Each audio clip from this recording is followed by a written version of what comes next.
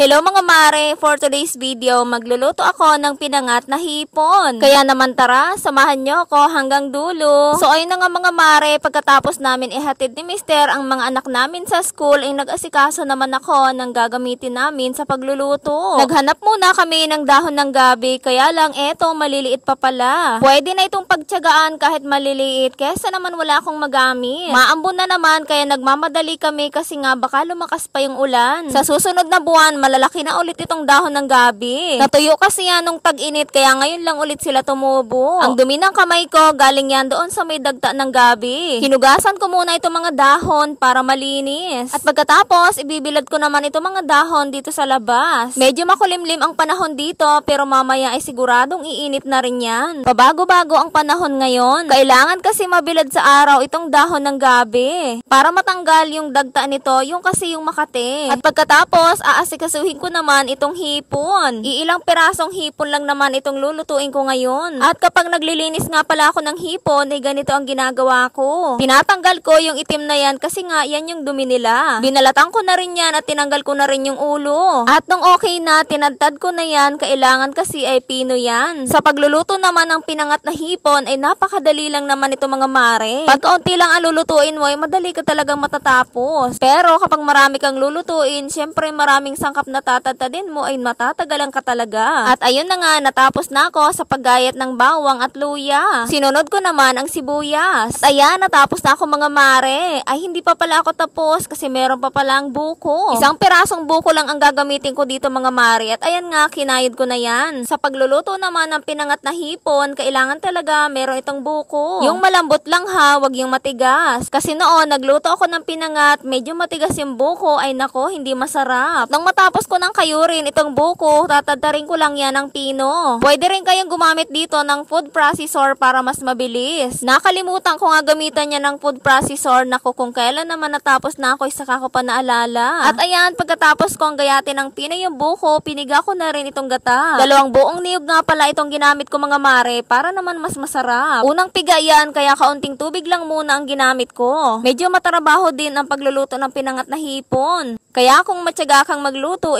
meron kang masarap na ulamin. Dito sa probinsya, basta masipag at madiskarte ka, hindi ka magugutom. Kapag hindi ka maarte at meron ka namang tanim na gulay dyan, ay pwede na yung lutuin. At ayun na nga, balik na tayo dito sa ginagawa ko. Pinagsama-sama ko na yung ginayat ko kaninang buko, bawang, sibuyas, luya at hipon. Naglagay na rin ako dito ng pampalasa, asin at paminta. Pagkatapos, hinalo-halo ko lang yan para mag-mix yung mga ingredients na nilagay ko dito.